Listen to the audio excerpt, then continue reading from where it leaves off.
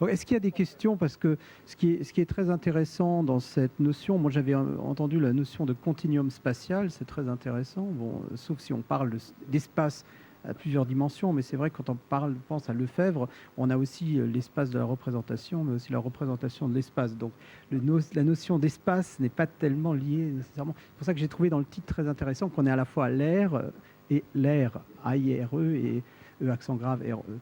Aussi au niveau historique. Oui, question. Les deux. Qui commence? Ah,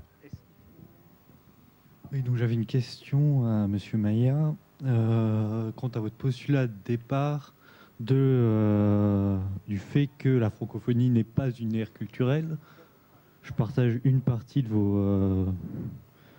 votre thèse, mais j'ai un problème quant au fait qu'il n'y ait pas cette ère culturelle. Peut-être pourrions-nous parler d'une ère biculturelle, justement pour montrer que, bien sûr, il y a une zone d'attache, mais il y a toujours une culture française qui est là, d'autant plus que, comme vous l'avez dit, l'exemple du Qatar qui rejoint la francophonie, ce choix de rejoindre la francophonie est un choix qui est fait contre le choix de l'anglophonie, pour montrer une autre culture, pour montrer une autre voie. Et donc, selon moi, cette ère biculturelle francophone est là, et encore plus si on y intègre à cette étude l'Europe médiane, qui montre encore plus cette ère biculturelle de la francophonie. Et l'introduction du comparatisme en francophonie entre les aires culturelles de la francophonie nous fait ressortir cette culture francophone qui, selon moi, est bien présente.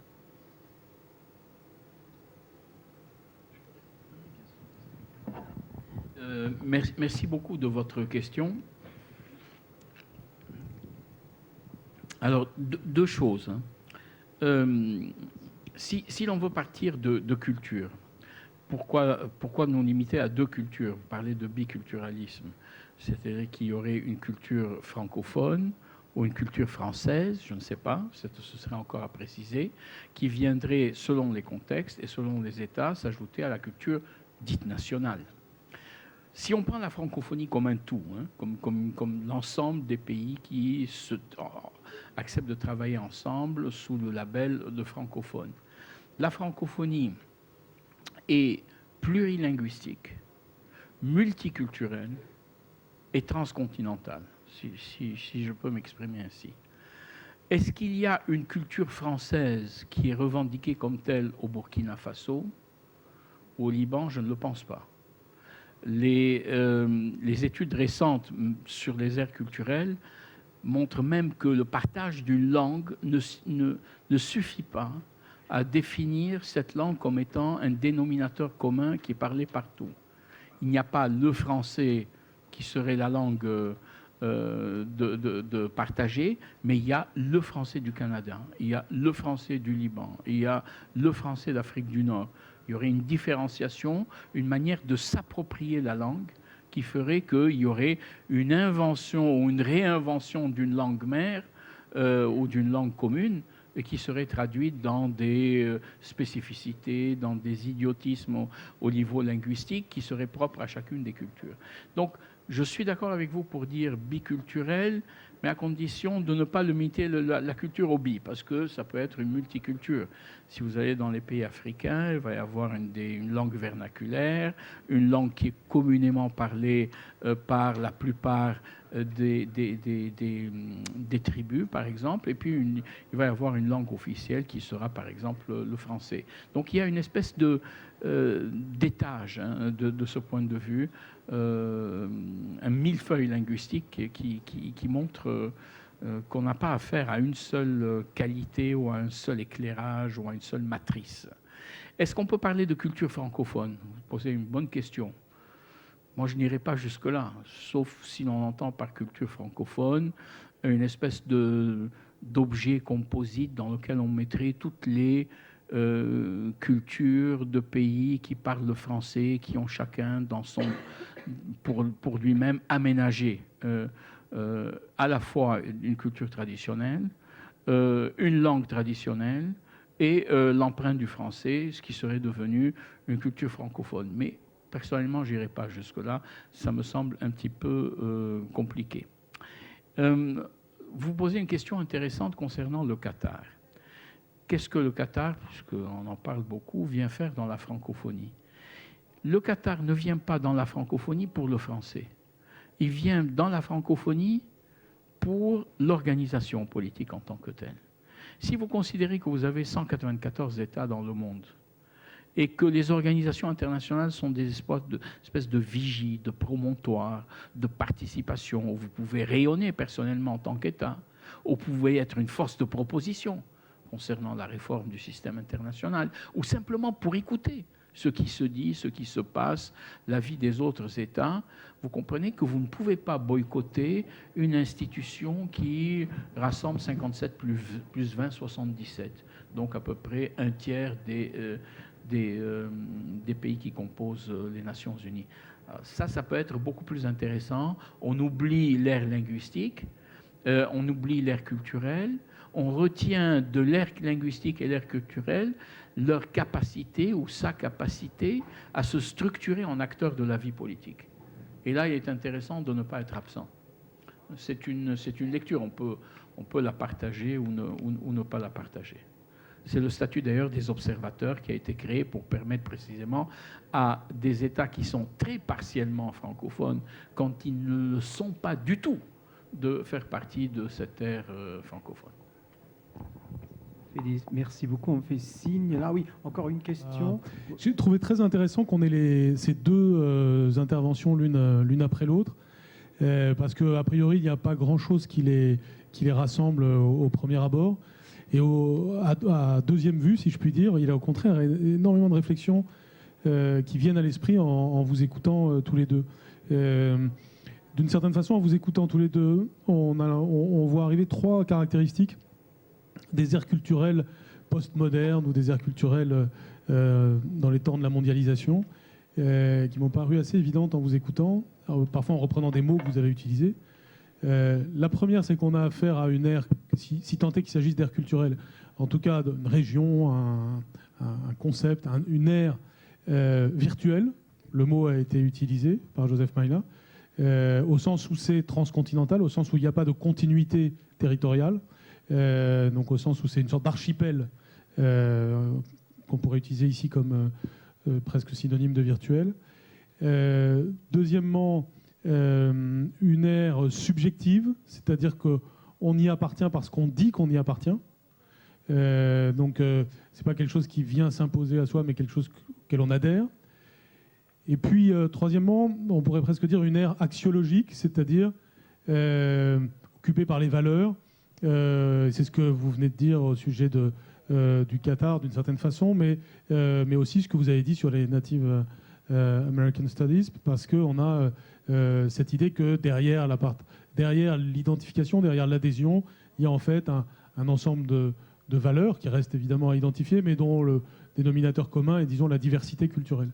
Et cette triple dimension qu'on n'a pas spontanément dans le concept classique d'aire culturelle, on pourrait même avoir parfois l'inverse, je trouve, interroge le concept et contribue à cette interrogation que nous avons. Donc j'aimerais vous entendre réagir à ces réflexions.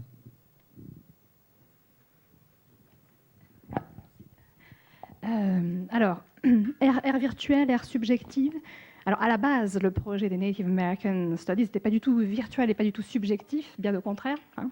Enfin, subjectif dans le sens où, oui, il l'était, puisqu'il s'agissait de mettre en avant l'histoire de certains sujets, justement, d'une communauté.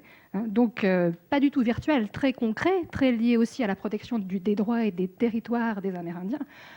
Ce projet des Native American Studies est vraiment basé sur la préservation des droits d'une culture, de cultures, parce qu'il y en a beaucoup à l'intérieur de ce grand domaine que sont les Native American Studies, spécifiques. Voilà. Donc après cette virtualité et cette subjectivité dont vous parlez ici, oui, peut-être elle est venue par la suite, mais j'emploierai peut-être pas ces termes-là.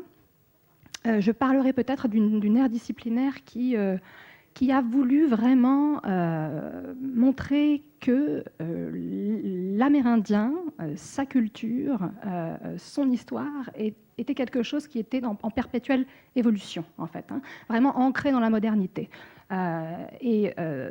Les acteurs contemporains, postmodernes, si vous voulez, des Native American Studies ont vraiment envie et ont vraiment cette intention, cet objectif de définir la culture amérindienne, peut-être pas de la définir, mais de la présenter, de la représenter en évolution. Pas du tout, c'est pas quelque chose de passéiste, c'est pas quelque chose qui est lié à la représentation et la préservation de traditions passées. Ces traditions passées, elles ont évolué avec la modernité, elles ont évolué en fonction de l'histoire, cette histoire qui leur a été imposée en quelque sorte, et elle est devenue autre chose. Et il y a quand même tout un pan des Native American Studies qui est extrêmement nativiste. Mais il y a cet autre pan qui est extrêmement intéressant, qui cherche au contraire le lien, à créer le lien avec d'autres épistémologies et à montrer d'ailleurs que la personne et les cultures amérindiennes ont évolué avec ce lien. L'amérindianité est interculturelle depuis bien longtemps, de par les processus d'hybridation à la fois épistémologiques qui ont eu lieu à travers les rencontres culturelles, mais également de par les processus d'hybridation par le sang. Donc voilà. Donc peut-être pas, je ne parlerai pas de virtualité et non plus de subjectivité, mais d'une ère en évolution, d'une ère vraiment consciente de la nécessité de faire partie de la modernité. Oui, je réagis, je rebondis sur ce que vient de dire Jean-Michel Blanquer pour dire effectivement que je suis d'accord sur ce triptyque. Peut-être revenir sur le premier point qui était au fond les régions du monde. J'ai utilisé cette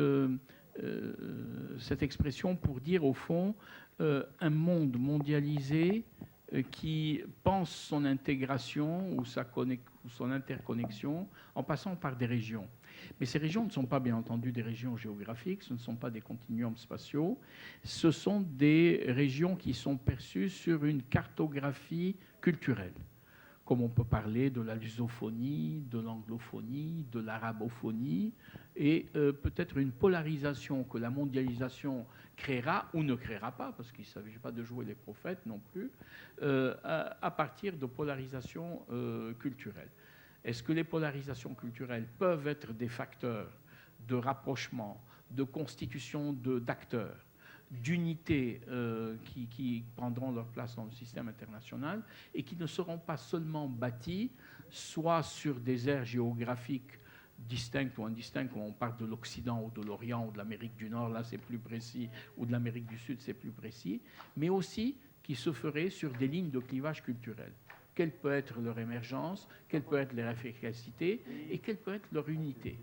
Et bien entendu, ici, il y a pas un pari, mais il y a une émergence de forces structurantes et structurées, la francophonie, travaillant à structurer le lien francophone comme lien fondateur d'une participation à la mondialisation ou à le fonctionnement du système international. Donc je serais d'accord pour cette idée de région dans la mondialisation. L'ère subjective, peut-être que je n'utiliserai pas le terme de subjective, mais ça rejoint un petit peu la première question. Au fond, la francophonie est un cercle de cercles, puisqu'elle comporte des pays qui ont différentes appartenances. Par exemple, on le voit dans les conflits politiques, qu'est-ce qu'on fait passer en avant quand on est aux Nations Unies? L'appartenance à la francophonie ou l'appartenance à la Ligue arabe quand on est le Maroc? Qu'est-ce qu'on fait passer en avant quand on est à New York et qu'il s'agit de prendre une position internationale? Le fait d'appartenir à l'Union européenne ou le fait d'être membre de la francophonie? C'est pour ça que c'est intéressant Mais c'est effectivement la multi-appartenance. C'est une appartenance à la fois en plus d'autres appartenances et en même temps une appartenance qui se veut englobante en disant nous allons constituer, comme on parlait du bloc des États du tiers-monde, du bloc des francophones.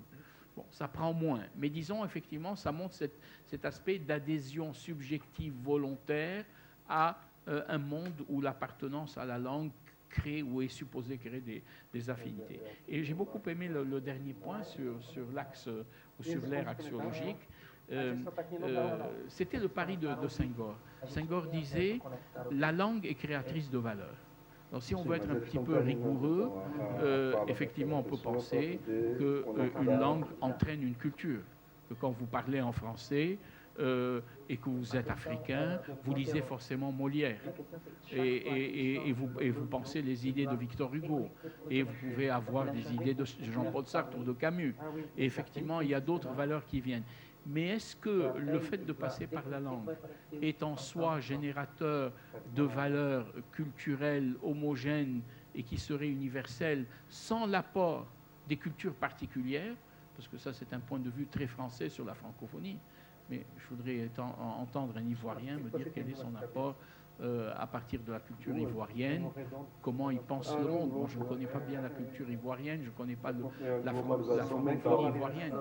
Mais peut-être que les Ivoiriens auraient à nous dire quelque chose sur une participation. Bon, j'ai vu que oui, donc nous poursuivons les questions finalement relatives aux nouvelles aires, diversité des critères, etc. Je pense qu'on avait commencé. Est-ce qu'il y a d'autres questions? Ma question sera assez brève. Elle s'adresse à Sophie Croisy. Vous avez donc présenté un panorama des Native American Studies. Et d'ailleurs, c'est présent dans votre titre également, en parlant de discipline. Ma première réaction serait plutôt de dire qu'il me semble qu'on est plutôt dans quelque chose qui se rapprochait plutôt d'un certain type d'approche ou de champs comme les Women's Studies ou les Cultural Studies, plutôt qu'une discipline en tant que telle, dans la mesure où il me semble qu'une discipline requiert un appareillage conceptuel spécifique, une méthodologie propre. Donc, voilà, j'aimerais simplement que vous précisiez si vous tenez à cette appellation disciplinaire, qu'est-ce qui vous permet en quelque sorte de la justifier, voilà. Alors, ce n'est pas moi qui parle des Native American Studies en tant que discipline universitaire. Hein. Ce sont ceux qui ont développé ceux qui utilisent cette terminologie de discipline. Hein.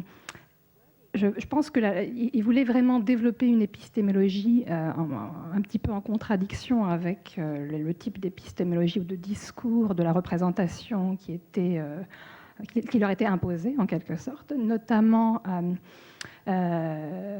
par une récupération de du concept d'oralité. Lorsqu'on arrive à l'université, on sait très bien que le domaine en France est particulièrement vrai, l'écriture. Le passage par l'écrit, par le texte lu et écrit est un moyen d'accéder à la connaissance. Chez les Amérindiens, il y a toute cette histoire orale qui, au début, n'est pas passée par l'écrit. Hein. Toute cette historique, toute cette oralité, hein, ce concept de l'oralité qui est vraiment à la base de la construction de la culture, du développement de la culture, du passage de l'information d'une génération à une autre. Et dans le contexte universitaire, c'est pareil. Hein, le domaine de l'oralité est très important et les auteurs aujourd'hui qui écrivent essaient de reprendre certains aspects de cette oralité, de ce discours oral, dans leur texte, en utilisant d'ailleurs un certain nombre de concepts postmodernes, d'où les liens qui peuvent se former d'ailleurs entre discours postmodernes, pratiques postmodernes et pratiques d'écriture et de réflexion amérindienne. Voilà. Donc le retour à l'oralité, en quelque sorte, était un élément épistémologique vraiment à part, hein, différent, la centralité de cette oralité dans le processus du comptage de l'histoire, du comptage de la culture amérindienne. C'est un aspect, il y en a tellement d'autres, hein, mais c'est vraiment un aspect central du discours des Native American Studies. Voilà. Je voulais juste dire un petit mot, simplement pour la question de la discipline, parce que c'est vrai qu'au début, les Cultural Studies étaient effectivement considérés comme une antidiscipline au début. Et aujourd'hui, c'est vrai, quand on parle de certaines disciplines, on utilise de plus en plus le terme discipline, ou parfois métadiscipline, parce que c'est parfois un peu au-delà des disciplines. C'est le cas aussi, par exemple, des Kulturwissenschaften en allemand, où on utilise de plus en plus le terme discipline, alors qu'au début, c'était considéré comme une antidiscipline, finalement. Je voudrais rebondir effectivement sur la question qui a été posée, parce que c'est M. Dikoff qui l'a posée, ça. Comme on ne voit pas, c'est puissance émergée, ça. Effectivement, moi j'ai aussi été frappé par l'utilisation du terme de discipline. Votre contribution est intéressante dans la mesure où vous dites, au fond, la spécificité de l'objet frappé au coin d'une oralité extrêmement forte suppose une discipline. Et en même temps, en vous écoutant, et je pensais un peu à toute l'approche qui a été faite par Bastide, mais surtout par Lévi-Strauss. Mais Bastide a beaucoup travaillé sur les langues du Brésil, par exemple. Et cette oralité appartient à la discipline de l'ethnologie, qui, elle, sait faire avec l'oralité. Mais ce qui m'a beaucoup frappé dans votre... Bon, ça, on peut effectivement discuter autour de cela. Est-ce que c'est une variété de l'ethnologie? Mais il me semble que le caractère distinctif des Native Studies, American Native Studies, c'était plutôt ce que vous avez dit, des sciences ou une discipline, pour reprendre votre terme ou le terme de celui qui l'a utilisé, surgit à l'occasion d'une défense des droits, d'une articulation autour d'une défense des droits. Ça me permet de faire un peu le passage avec la francophonie, où la culture se fait à travers la défense d'une langue, et peut-être à ce moment-là, c'est un peu le dernier axe de Jean-Michel Blanquer, l'axiologie, et la défense de la langue ayant en sous-entendu une meilleure organisation pour peser sur les affaires du monde, ce serait un axe voulu. Et là, c'est pour mieux défendre, non pas une langue, mais les droits des natives, des autochtones, ce qu'on pourrait appeler les peuples premiers, ça dépend effectivement des circonstances dans lesquelles... Donc c'est une discipline donc, qui est bifide, on pourrait dire, qui à la fois a un pied dans l'oralité, mais là, elle se rattache à l'ethnologie ou à l'anthropologie de manière plus générale, et qui d'un autre côté, comme beaucoup de disciplines qui sont, alors, on va dire quoi, postmodernes, postcoloniales, et bon, là, il y aurait tout un débat aussi de catégorisation, ou post-post, oui, effectivement, appartiendrait à une promotion voulue parce que structurée autour de la promotion de droits, et donc l'étude qui reste scientifique, la visée qui reste scientifique, est portée aussi par une volonté de représentation et d'inscription de l'objet disciplinaire dans un paysage, je vais dire politico-anthropologique, parce que je ne trouve pas le terme, mais au sens fort du terme politique. Je ne veux pas dire par là une instrumentalisation du politique. Ce serait presque une géopolitique de l'anthropologie, quelque chose qui permettrait de situer les natives avec leur contribution dans une espèce de restauration de leur culture, de leurs droits, de leur mode de représentation, de leur espace de pensée, de religion, d'organisation du social.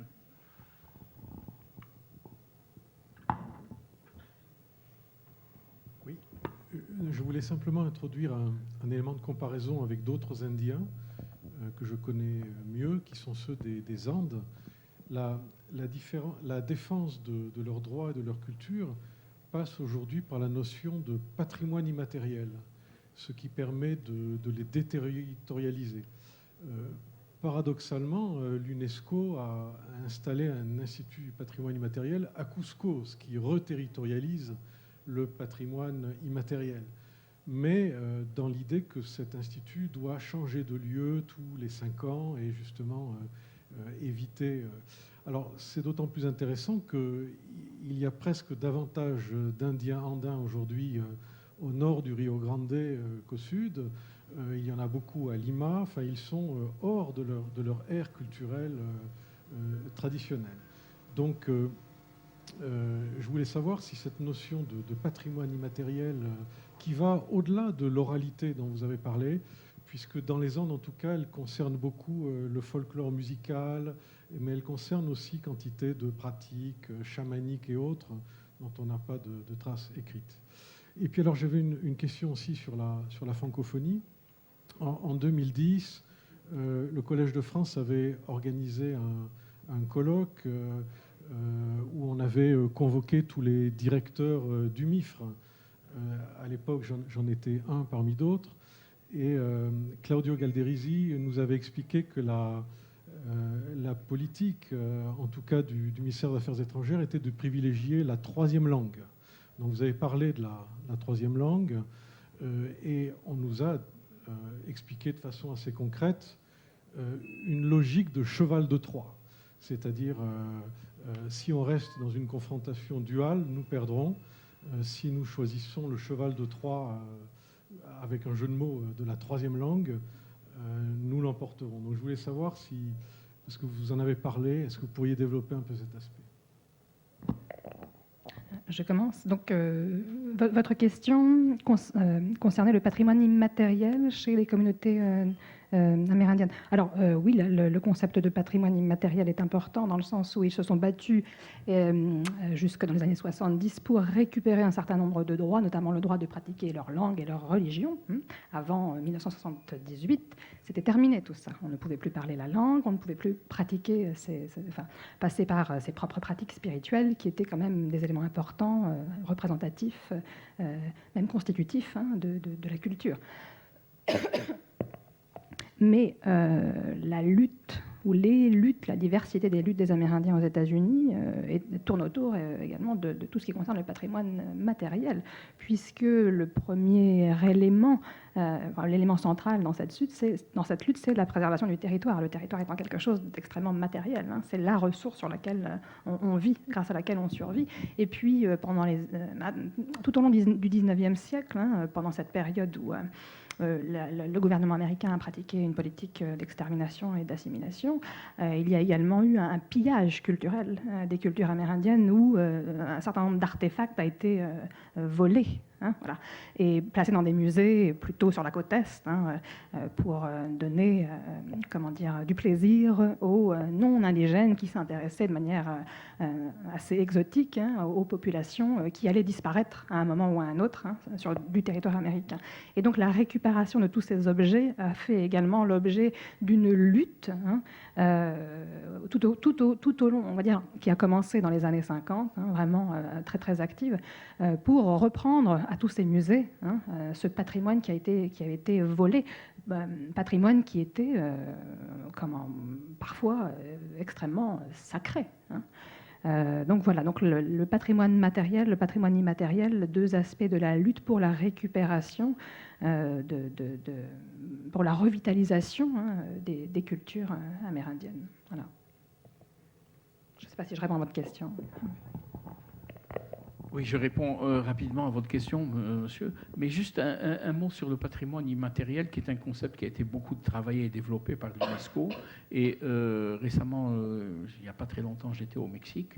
La commission mexicaine de l'UNESCO, la commission mexicaine de l'UNESCO, a développé mais véritablement des outils, des objets, un musée, une approche du patrimoine immatériel qui est assez impressionnante. Les Mexicains, je ne connais pas la situation dans les Andes, mais le Mexique est en train de travailler très fort sur cette notion de patrimoine immatériel. Et moi, je pense qu'on peut s'inscrire tout à fait dans cette approche. Sur la question concernant le français troisième langue, alors, vous, effectivement, vous faites penser à ce colloque qui s'était tenu au Collège de France, qui était un colloque organisé par les Affaires étrangères et auquel j'avais participé, conçu un peu le colloque avec la direction du livre dans la direction de la mondialisation. Et effectivement, l'idée ici, c'était qu'avant la mondialisation, s'il faut parler comme ça schématiquement et sommairement, et même avant la chute du mur de Berlin, on avait effectivement été dans une logique tout à fait binaire. C'est le français et l'arabe en Afrique du Nord, le français et le vietnamien au Vietnam, le français et, je sais pas moi, et l'arabe libanais au Liban. Et puis arrive cette espèce de mondialisation qui induit l'importance de l'anglais comme langue globale de l'économie. Et on voit de plus en plus des étudiants déserter les filières francophones pour se positionner du fait de leurs parents, mais du fait aussi d'une culture, disons, globalement Internet, sur l'anglais comme langue d'expression, langue du business. Donc il y a eu un repositionnement en disant c'est inutile de continuer comme positionnement stratégique, à se battre en disant « mais non, vous ne ferez pas de l'anglais, vous ferez du français ». Position comme celle-là est globalement perdante, parce que la logique des affaires, la logique de l'économie imposera l'anglais. D'où cette réflexion en positionnement sur vous avez une langue utilitaire, si j'ose dire. L'anglais est important pour faire des affaires, mais le français comme langue de culture. Bon, alors on peut discuter, voir si ça marche, ça ne marche pas, ça dépend beaucoup des contextes. Mais la francophonie ne s'est pas résignée à ce positionnement qu'elle a adopté du français troisième langue, parce qu'elle est en train de développer aujourd'hui tout un programme qui s'appelle faire des affaires en français. Et donc, on développe tout un outillage sur les contrats en français. Il y a un enjeu aussi derrière tout ça de l'utilisation du droit, et notamment du droit romain, qui est en train de disparaître dans le droit anglo-saxon, qui est le droit des affaires, qui n'est même pas anglo-saxon, qui est un droit extrêmement hybride, ce droit des affaires. Donc, derrière le fait de faire du commerce en anglais, il y a le fait d'utiliser aussi une conception anglo-saxonne du droit, et derrière la conception anglo-saxonne du droit, il y a des fondements juridiques qui ne sont pas ceux qui ont contribué à fonder le droit romain. Et donc la francophonie réagit de manière un peu volontariste aujourd'hui en disant mais pourquoi ne pas développer des manières de faire des contrats, un forum des entrepreneurs francophones, tout un aspect qui valoriserait le français comme langue des échanges économiques et non pas seulement l'anglais en tant que tel. Mais ça suppose, ceux qui réfléchissent sur l'avenir de la francophonie disent que cela suppose un espace économique francophone qu'il faudrait mettre en place. Deuxièmement, des visas économiques francophones pour permettre cette fluidité des contacts en les faisant, comme on parle d'Erasmus pour les étudiants, il y aurait une espèce d'Erasmus pour les entrepreneurs pour leur permettre de pouvoir circuler. Mais ce que vous dites est globalement vrai. Alors, est-ce que c'est un cheval de Troie ? Je ne pense pas que ce soit un cheval de Troie dans la mesure où déjà le cheval de Troie était un déguisement un peu trop voyant et grotesque, donc il y avait un piège là-dedans qui s'est fait voir. Mais là, ici, on n'a pas besoin de se déguiser. On est en train d'essayer de contourner l'obstacle en disant que le français pourrait se positionner autrement pour pouvoir continuer à vivre et à survivre dans un espace où la demande de français se perd sur la question des échanges ou tout ce qu'on appelle business management. Mais la question est revenue, Jean-Michel Blanquer n'est pas là, la question est revenue en questionnement interne et proprement français et non plus francophone. Les écoles de commerce françaises enseignent en anglais les principes de la gestion des entreprises. Alors, est-ce que l'anglais, langue première dans des écoles de commerce françaises, est-ce que cette stratégie ne contredit pas celle qui consiste à poser l'anglais, à promouvoir le français comme langue du commerce et des échanges? Mais c'est un débat ouvert. Hein.